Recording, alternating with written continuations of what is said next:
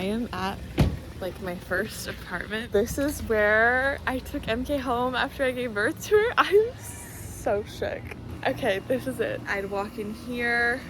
We're in such a different place right now. What the heck? When MK was napping, because I mean, her crib was like right outside this window, I would leave the window open and literally work out here on the floor.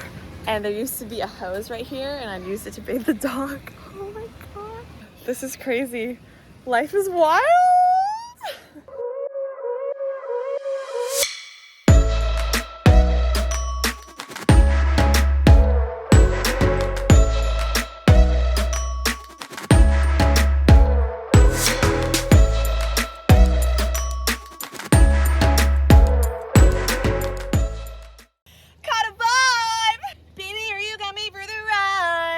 So today I thought it would be fitting to talk about PPD, which is postpartum depression. I experienced that after I gave birth to my beautiful MK. Cue a collage of beautiful pictures of MK and I. Wow, wow, wow.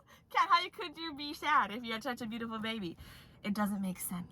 Hello, old Catherine. How are you doing? You're much better off a couple years later, I promise you. I know it didn't feel like that, but you are. Growth, progress. Anyways, PPD. So what my experience was after I gave birth. Popped the baby out. I literally asked to stay in the hospital an extra day because I was like, you don't understand. I don't know what the I'm doing and I need help. You're gonna let me leave with this kid? You're gonna let me walk out? You won't even stick to my nipple. I thought babies just hook up to the nipple and you're good to go. She wasn't latching correctly, so literally every time I breastfed, I would bleed. It was horrible because you breastfeed every like 2-3 hours when they're first born. My future moms, it's not that bad if you actually know what you're doing. First 2 weeks getting back, I was all torn up. So they had to whoop. So 2 weeks after I gave birth, the main part was like recovering, couldn't really walk, was also kind of adjusting to having a human being laying next to me at all times. That was a big adjustment, lack of sleep. It was just a whole new life, right? So this is when it was kind of the introductory period. I felt very out of place, like I was a stand-in for someone else's life. That's the best way to describe it. I was literally playing a role and I was waiting for the director to say like, cut. The more days that passed, I started to feel immensely depressed. Wow, guys, I was so sad. Like I didn't want to kill myself, but I didn't want to be alive, if that makes sense. But I wanted MK to be okay. It was an odd feeling. You feel like you're not a good mom. You feel like you're not a good woman. You know, I went from being this single girl and having no worries other than, you know, myself. I was selfish, as I should, right?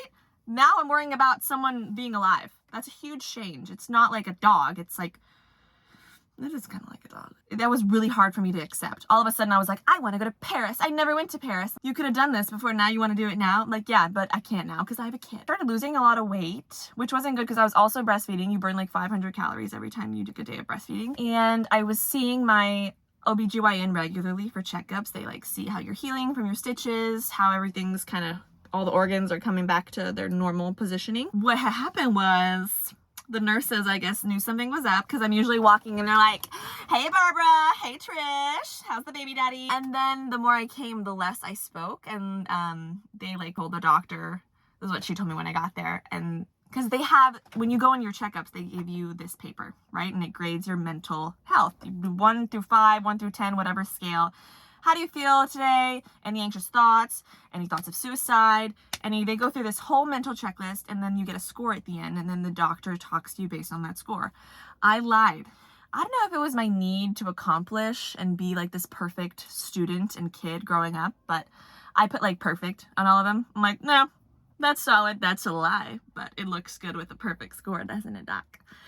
And she like looked at the paper and then she looked at me and she goes, Kat, I need you to talk to me. That's the only way I can help you. And her name is Dr. Holmstrom, Shelley Holmstrom. She's just amazing. Like I think she was an angel for me during this time. I just kind of broke down crying. I hadn't really talked to anyone about it because I, again, felt embarrassed and ashamed. And also I felt like talking about it made it real. I didn't want this to be my life. I didn't want this to be my emotion because it was like, why would I want to be alive if it's going to suck to live?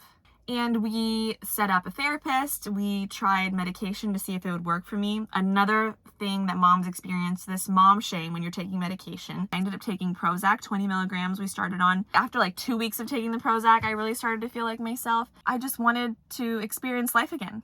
And I wanted to smile, and I wanted to talk to people, and I wanted to make connections and make experiences. And I was fine doing that in my cute little apartment. Cute, but it was cute to me. It was beautiful. You really appreciate feeling good when you felt so bad. Ah, man, I just cherish every day I wake up. Even if they're like not great days, quote unquote, on paper.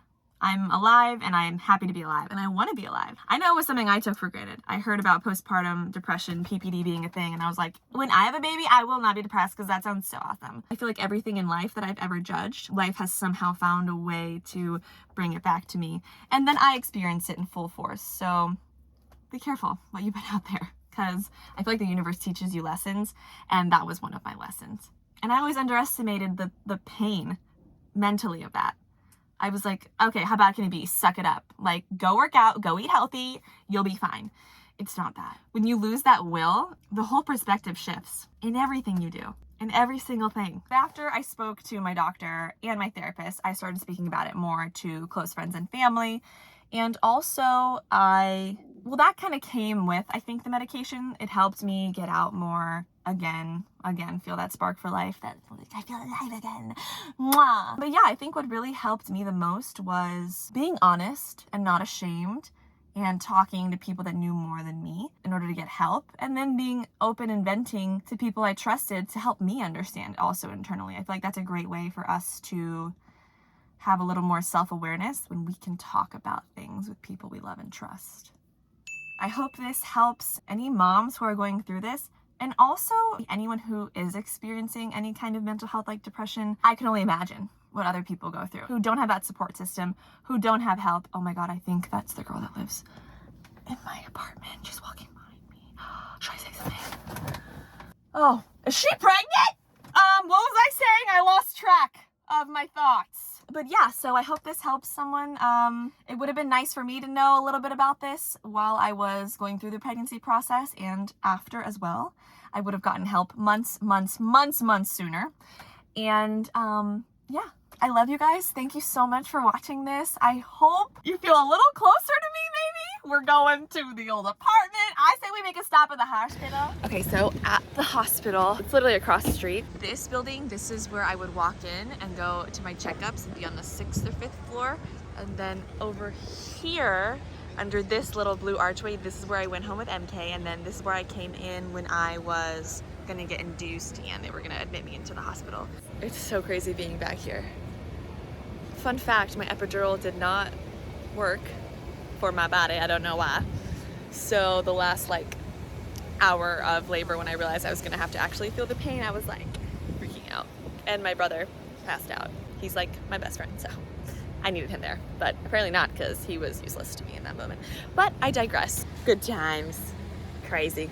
So like and subscribe, check it out, comment what you want my next video to be. I am really kind of winging it these first couple months of YouTube just because it's a whole new beast and I'm learning how to ride the beast, baby.